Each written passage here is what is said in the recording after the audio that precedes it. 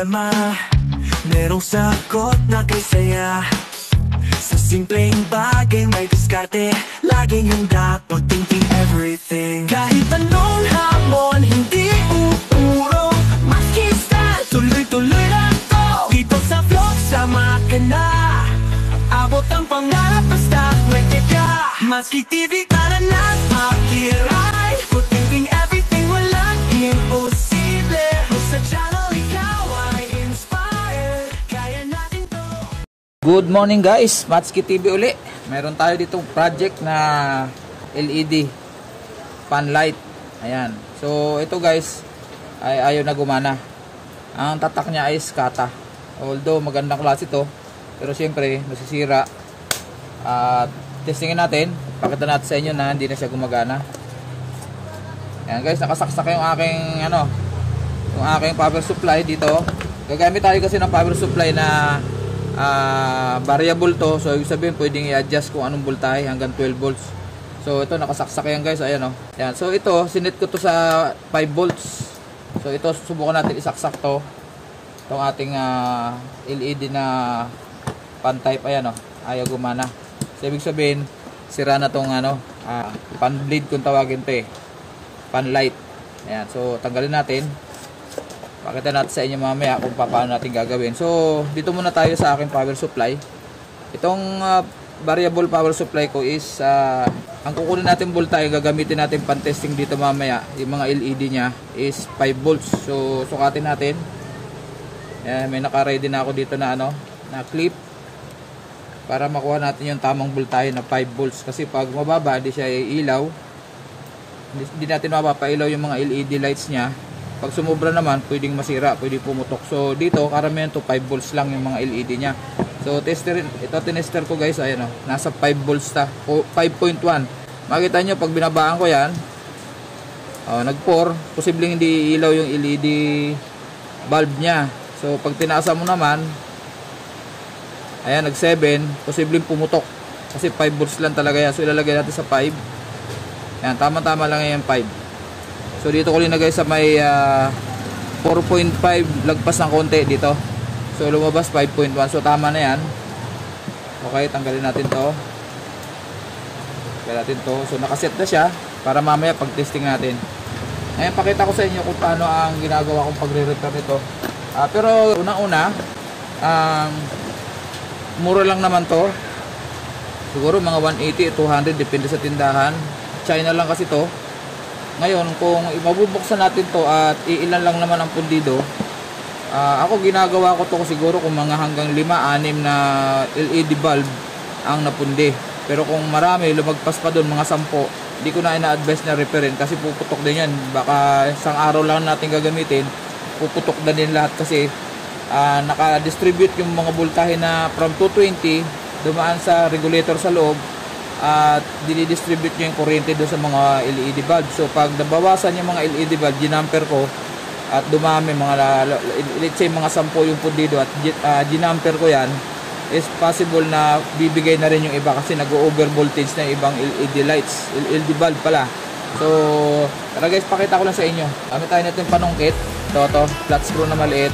Dito lang natin, sisikwatin lang natin itong pinakang diffuser na na to. So diffuser tawag dito, yung cover. So makita nyo guys yung kanyang mga LED bulbs. Ito. Yan. 5 volts yan. Ang pinakang sukat ng voltahe na sumusupply sa kanya is almost 5 volts.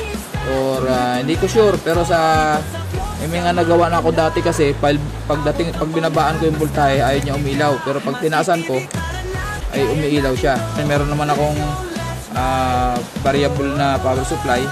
Yun na lang gamitin ko. So nasukat na natin guys. So, ang ginagawa ko rito guys, kasi kailangan andito kasi yung mga contact niyan dito. So ito guys, may negative positive to. May negative positive to. So hanapin natin yan, kulay ng negative, kulay ng positive. So kaya itong ating pan tester ay may black tsaka red. So yung red, ito yung positive, ito yung negative, yung black syempre.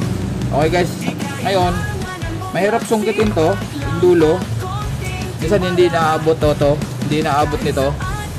Subukan ko lang muna kasi minsan mahirapan ako magano eh. Ayaw oh. Subukan natin kabila. Ayaw. So kailangan natin, ang ginagawa ko nito ay meron na ginagamitan ko ng per display maliit. So ipitin natin to dito. Yan, ganyan. Tapos sa negative siyempre meron din dapat. May naka-ready na ako rito dahil nga magde-demo, mag-tutorial nga ako nito. So ganyan. So ayan na. Nakasit sa 5 volts ang ating power supply. Subukan natin to. Pag hindi naman tama yung polarity na pagsundot natin is hindi siya iilaw. Ayan ayaw. So maaaring baliktad. So pag baliktarin natin yung polarity, ito yung pula hindi sa kabila. Kita ba? Ayun. Kita nyo guys, umilaw. So ibig sabihin, dito sa part na to, dito sa kabila, sa kanan, yun ang positive. So lahat yan, dito na ang yan, testing. Ayan, ganyan. Dito natin malalaman kung may pundido. O ganyan, ayaw ay umilaw pala. Kailangan masundot natin maigi, kaya kailangan natin yung pointed na manipis para tumama dun sa pinakang paa niya, yung hinang. Ayun guys, mapapansin nyo ito guys. Yan, ito umiilaw yung kabila. Di sa kabila wala. Yan. Although may contact siya, pero wala na, pundido na yung bulb niya. So ayun isa, kabila mahina na rin. To. Yan. Pwede pa natin hindi tanggalin yan.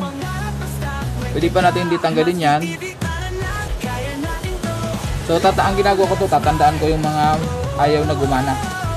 So ito yung ating pentel pen. Wala ako ng pentel pen guys, nakalimutan ko mag-ready. So ayun guys, meron na tayong pentel pen. So nakalimutan ko kung saan dito yon. Balikan natin. Gumagana. So dito, yung isa gumagana, yung isa hindi. So ito mamarkahan natin. Yan. So dito naman sa kabila, alam ko yun ang ayaw gumana, mahina. Yan. Ngayon, pag may ilaw pa ng konti, pwede natin hindi pabayaan natin yan dyan. Sabihin na para hindi siya mabawasan ng voltahe o makakadagdag din siya ng pag-distribute ng kuryente. So hindi natin tatanggalin yun. Ito mamaya, tinandaan ko lang, pero kung umilaw ito mamaya at na-check ko lahat kung alin ang mga papaltan at umilaw, hindi ko nagagalawin to. Tinandaan ko lang para hindi na tayo babalik mamaya. So iwanan natin yan. Dito naman tayo sa kabila. Sinisikwat lang to guys. Ayan. So dito naman tayo. Tingnan natin dito kung alin dito ang hindi gumagana. Kasi dito kasi sa circuit na to, para siya naka-series. Once na may pundido na isa, hindi yan gagana lahat. Ayun, buo. Kita ba? Ito, buo. Ayun, yung isa mahina. Pero gaya na sinabi ko, pag may ilaw pa, hindi ko natatanggalin yan.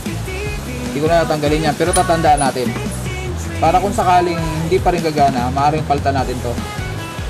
Yan, ulit-uli. Baka nagkamali. Ayun, yun talaga. Ayan, meron. So dito sa part na to, isa lang. Doon, dalawa. So dito naman tayo.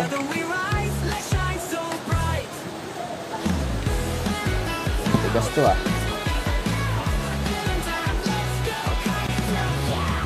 Nisikwatan to guys, naka-flip lang yan dyan naka-snap lang yan dyan. Ayun. Medyo matigas to Ayun.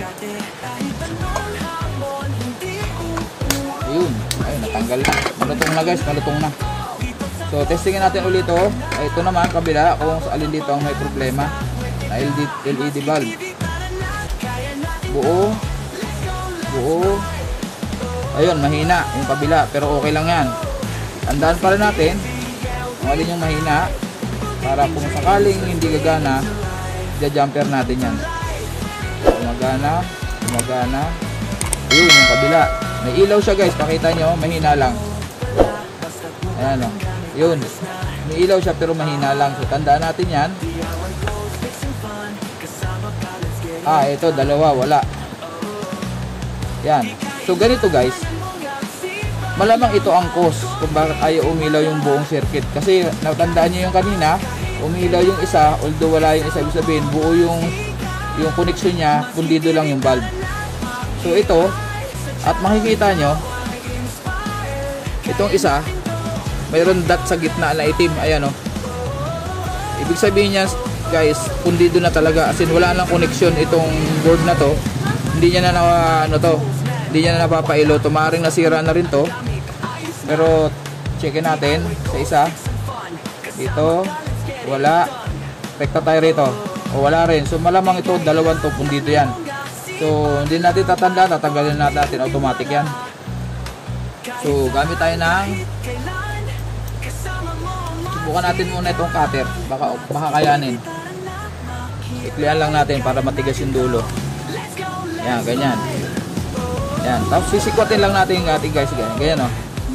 Huwag natin isasama yung board ha. Ayan, ganyan. Nakita nyo, tanggal naman agad. Ayan o. Ayun. Nakita nyo guys. Ayan o. Ayan o. Mapapansin nyo, dalawang ano yan.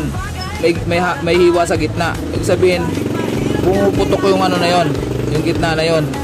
Parang fuse. Ayan, so ang gagawin natin dyan is i-jumper natin yan. Subukan muna natin i-jumper to bago natin galawin yung iba. Diba? Kasi ito ang pinakang wala, yung dalawa talaga eh. Maarang yan ang cause, kaya nawala ng yung tawag dyan, yung power yung buong circuit dahil dito. Kasi sabi ko sa inyo, naka-series lang tong circuit na to. So, kainit na tong akong panginang. So, hinangin natin yan, jumperin natin. Muli, hindi ko ina-advise kung maraming pundi. At mari kung isa, dalawa lang ang pundido, saka natin i-repairin. Kasi kung marami na ang pundido, hindi na advisable. So ginagawa ko dito, yung iba maraming paraan para, yung iba inaano lang ng lapis yan, pwede na. Kasi yung carbon kasi, conductor yon. So pag dinamay mo ng carbon yan, ng lapis, pwede na siyang magkaroon na ng continuity. So ginagawa ko dito, hinihina ko na lang para mas maganda. Dali lang naman hinangin yan guys.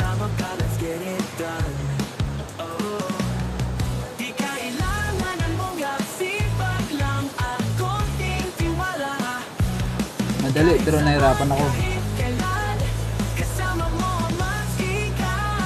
Yan. Ito naman.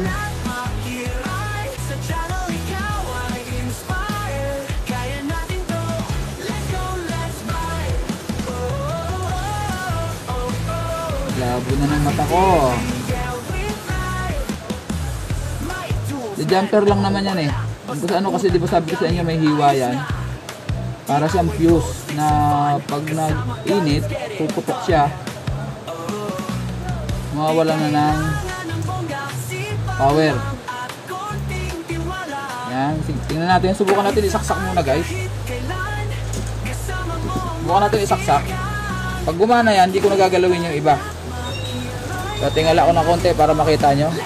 Yan. Saksak natin. Pop muna. Tapos, ayun, gumana na guys. O, yan o.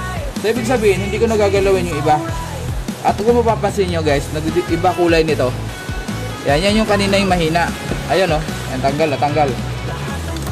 Ayan o. Yan yung mga mahina kanina. Yun, isa, dalawa, tatlo, apat. So, apat siya na mahina na. Pero hindi ko tatanggalin yan. Kasi, at least nakaka-distribute yan yung kuryente na babawasan yung pagputok uli ng iba. Okay, so ang nag-jumper ko is dalawa lang.